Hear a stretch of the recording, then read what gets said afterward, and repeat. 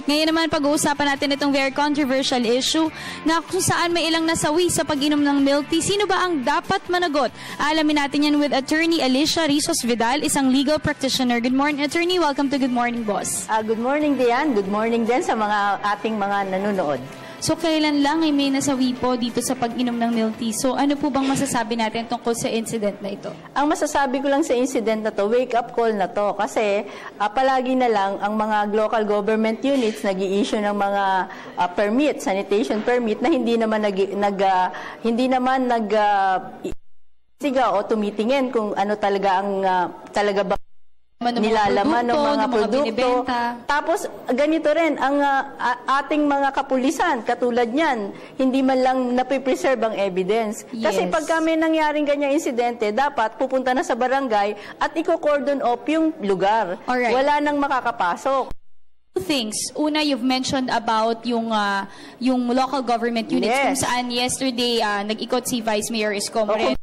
Saka nag-iikot. Yes, diba? so nagsara sila ng 2 stores kung saan dahil walang sanitation and health permit. Number 2, itong evidence na sinasabi nyo dahil nawala yung ebidensya. Oo, lahat ng hihirapang isolve. Bakit? Hindi na preserve ang evidence. Bakit sa ibang po? Ano pong mali sa system? Sa ibang bansa kasi, kapag may nangyaring ganitong mga krimen, kahit na anong pangyayari, kino-cordon off na yung lugar at hindi nakakapasok at pinipreserve yung evidence. Dito, may nangyari ng ganyan, ang barangay, ginawa. Dapat yung barangay na yan, yun ang smallest unit natin dito eh.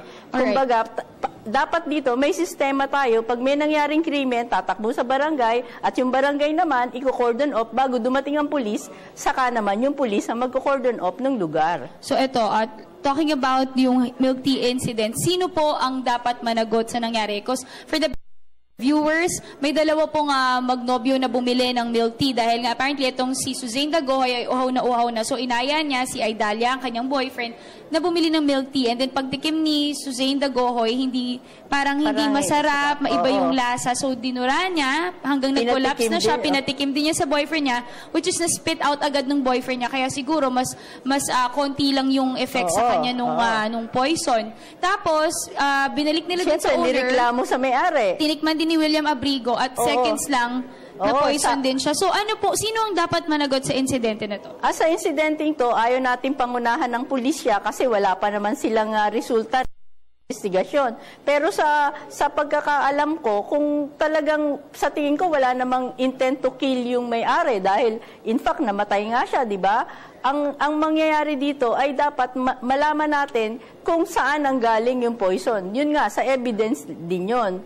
Sa ebidensya mo makikita kung sino ang naglagay ng poison na yon. Kasi nung pagkakita ko sa insidente na yan, nasa isip ko, sabi ko, hindi kaya baka yung boyfriend may foul play. Oo, may foul play, 'di ba? Dahil biglang siya hindi namatay, yung babae namatay. Siyempre, ganun ang isip mo. Ngunit ngayon, natin na parang mayroong nag-wash out ng evidence. Pero hindi natin agad masasabi kung sino ang talagang may kasalanan dito hanggat hindi natatapos ang investigasyon. Napakahirap magturo, di ba? And according to the first initial investigation ng UH, wala daw substance na nahanap. Pero yung iba naman sinasabi na may cyanide, so very poisonous siya. Panlinis daw ito ng silver. So, attorney, gusto namin malaman, since syempre naaberya yung mga kamag-anak na nasawi, sino po bang pwede nilang sisingin dito? Or sino yung pwede nilang idemanda? Maari silang magsampa ng kaso dun sa kumpanya. Dahil namatay hindi naman ibig sabihin may-ari nakarehistro. Ang tanong ba, registered ba yung kumpanya na ito, yung may-ari nung milk tea na yon, nakarehistro ba? Pwede mong idemanda yung kumpanya. Dahil for damages, kung hindi mo malaman kung sino ang may kagagawan, dahil ang nangyayari niyan, criminal case kung sino ang may tangkang pagpatay. Pero attorney, sinasabi kasi ng mga pulis, wala pa raw silang suspect as of now. Nakita naman natin na malaki po bang factor yung may CCTV at nakita doon yung mga ebidensya.